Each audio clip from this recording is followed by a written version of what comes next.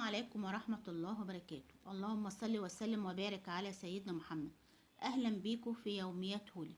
النهاردة هنعمل كريم اللبان اللي بيعمل على شد البشرة وازالة التجاعيد، وكمان هنعمل سيرم حلو قوي قوي قوي لتغذية البشرة واعطيه النضارة والحيوية للبشرة.